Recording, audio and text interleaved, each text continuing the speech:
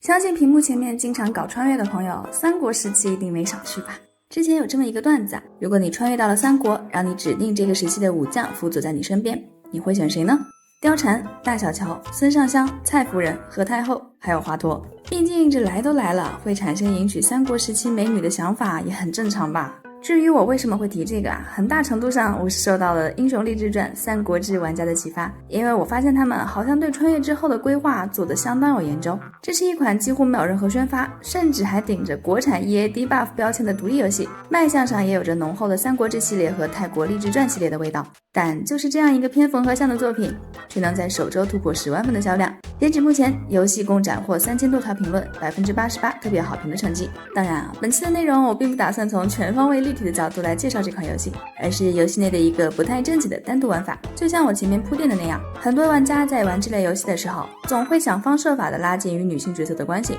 一般来讲，通常会出现2种情况，要么就是游戏的女角色数量不算多，要么就是游戏会对玩家开后宫这块加以一定程度的限制。而在这款游戏中，玩家能看到的任何一名女武将几乎都可以与其结婚，而且走的还是无上限配偶，想娶多少就娶多少的那种。娶完老婆就可以行房事，行房事就会怀孕，这个逻辑没什么好说的吧。以去年的三国志8重制版为例，那个游戏的流程是每个月必须进行对话，对完话之后就有概率会留下来过夜，过夜之后会必定怀孕。但是这个游戏就有所不同了，它在里面融入了一个很贴近真实生活的细节，想要让女武将怀孕，还得计算出她们每个人月事的日子，也就是我们所俗称的大姨妈啦。最乐的是，在游戏发售初期，不少玩家都表示自己明明已经行了房事，但老婆就是没法怀孕，搞得很多人要不只能挨个日子试，要不就是上论坛问有没有女武将的生娃时间表。而见到很多玩家都在沉迷配种无法自拔，制作组也是积极听取玩家的意见，在4月10日的更新中添加了女性生理期的时间。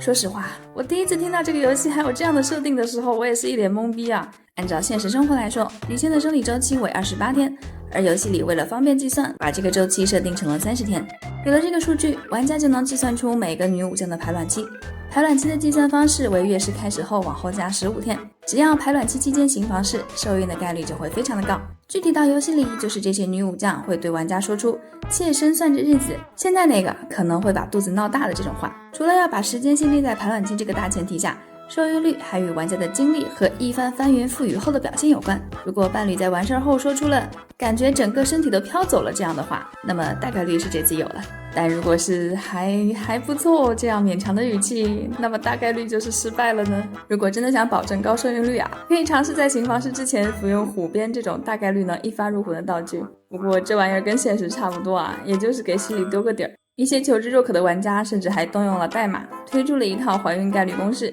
证明即使是虎鞭也没办法做到100%怀孕呢。正因如此，你便能在这套奇怪的玩法之下，见到同样奇怪兼具反差感的玩家们。虽然看着挺乐的，但我还是得感慨一句，三国和怀孕能出现在同一个场景和话题中，这也是真没谁了。不过我后来想了想啊，又感觉没什么不对的，这大概也算一种数值运营。